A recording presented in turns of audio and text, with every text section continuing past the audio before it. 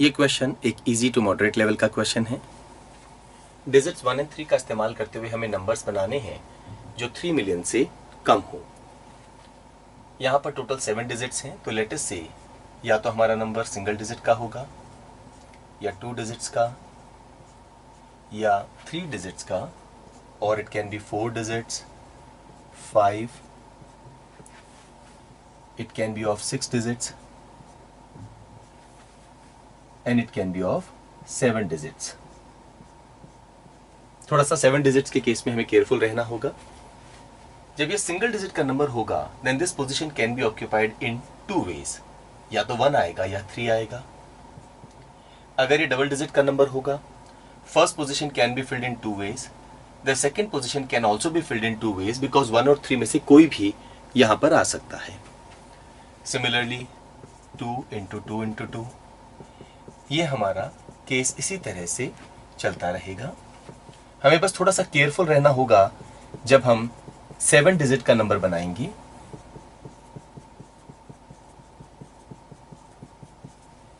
जब हम 7 डिजिट का नंबर बनाएंगे तो हमारी फर्स्ट पोजीशन पे डिजिट 3 नहीं आ सकती, बिकॉज अगर हमने यहां पे 3 का इस्तेमाल किया तो यहां पर जैसे ही हम कोई भी डिजिट लिखेंगे 1 और 3 में से, हमारा नंबर 3 मिलियन से बड़ा हो जाएगा।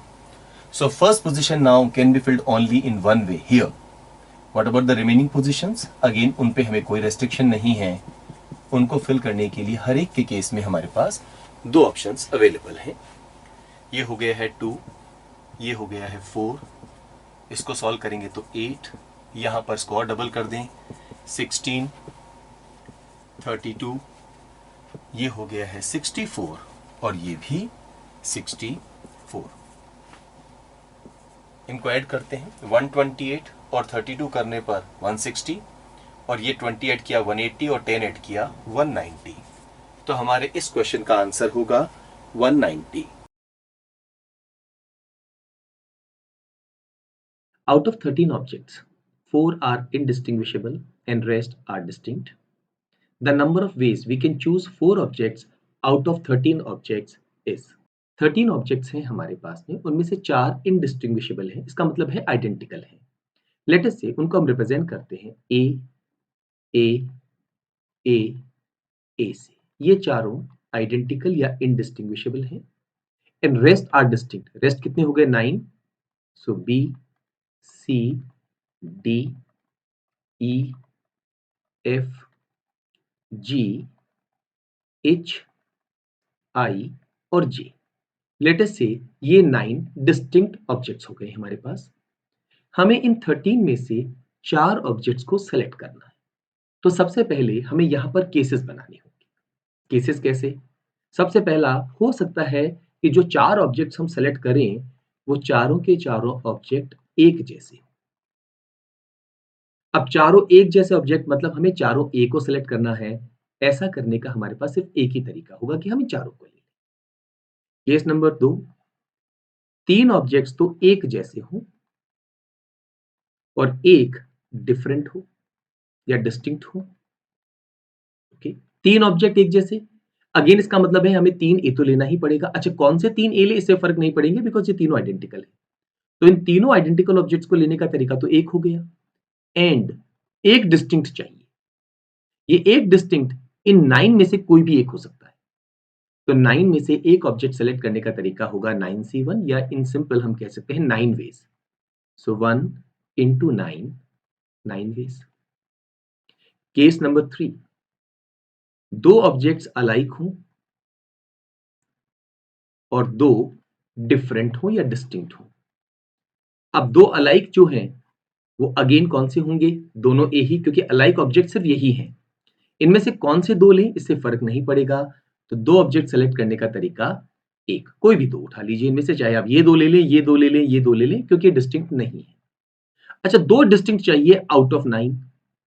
तो बाकी जो 9 ऑब्जेक्ट बचे हैं उनमें से हमें सेलेक्ट करने होंगे 2। बेसिक अप्रोच आपको मालूम होनी चाहिए, 1 तो हमें लिखने की जरूरत नहीं है। इसे हम लिखेंगे 9 into 8 upon 1 into 2। 2 goes into 8 4 times, so 9 into 4 ये हो गया है 36। और लास्ट केस क्या होगा? अब यहाँ 1 अलाइक एंड 3 डिस्टिंक्ट नहीं कहेंगे, हम कहेंगे चारों के चारों ऑब्जेक्ट हमारे डिस्टिंक्ट हो। नाउ जैसे ही हमने चारों ऑब्जेक्ट डिस्टिंक्ट कहा, नाउ यहाँ आपको केयरफुल रहना होगा। अब हम ये मान के चलेंगे कि हमारे पास ए 1 है और बाकी सारे ऑब्जेक्ट्स ये रहे। इन 10 में से हमें 4 लेने। कौन से 4? कोई भी 4।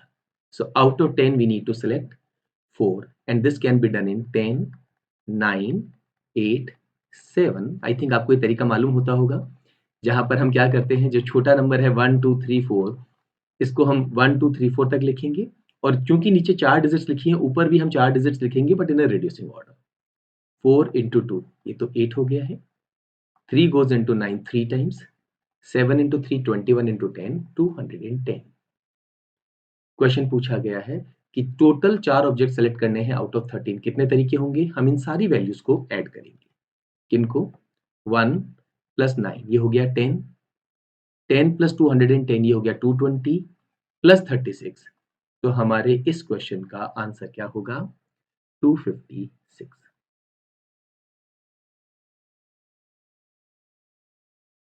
There are 5 parallel lines on a plane. एक स्टैंडर्ड क्वेश्चन है परम्यूटेशन एंड कॉम्बिनेशन का। On the same plane there are n other lines which are perpendicular to the 5 parallel lines. हमें नहीं मालूम है कितनी लाइंस हैं। If the number of distinct rectangles formed by all these lines is 360, then the value of n is. Normally आपको lines दी जाती है और नंबर ऑफ रेक्टेंगल्स पूछे जाते हैं। रेक्टेंगल बनाने की क्या शर्त है? हमें दो पैरेलल लाइंस चाहिए और दो पैरेलल लाइन जो इन दो पैरेलल लाइंस के परपेंडिकुलर हो वो चाहिए। तो कुल मिला के हमारे पास में ये 5 पैरेलल लाइंस हैं। इनमें से हम कोई सी भी दो चुन लें, 5C2 एंड यहां पर हमारे पास जितनी भी ये पैरेलल लाइंस हैं इनमें से भी हम कोई भी दो चुन लें। लेट अस से ये टोटल n लाइंस हैं, तो NC2 हमारे पास रेक्टेंगल आ जाएगा और ये वैल्यू हमें गिवन है 360।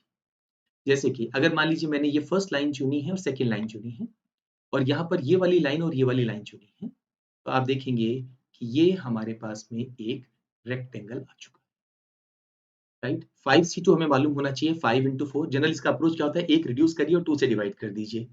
5 into 4 20/2 10।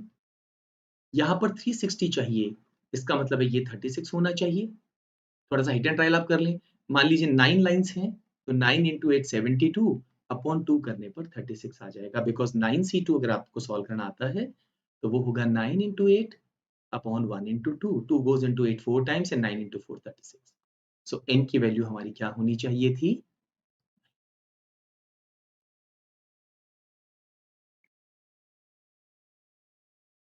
The number of 5-digit numbers, so we are looking for 5-digit numbers. Distinct digits that can be formed such that only odd digits occur at odd places. यहाँ पर और यहाँ पर सिर्फ odd digits ही आ सकती है। इनमें से किसी भी पोजीशन को फिल करने का तरीका होगा 5। 5 क्यों? क्योंकि there are 5 odd numbers 1 3 5 7 9। अच्छा, चाहे आप यहाँ 5 लिखे यहाँ 5 लिखे, इससे फर्क नहीं पड़ता।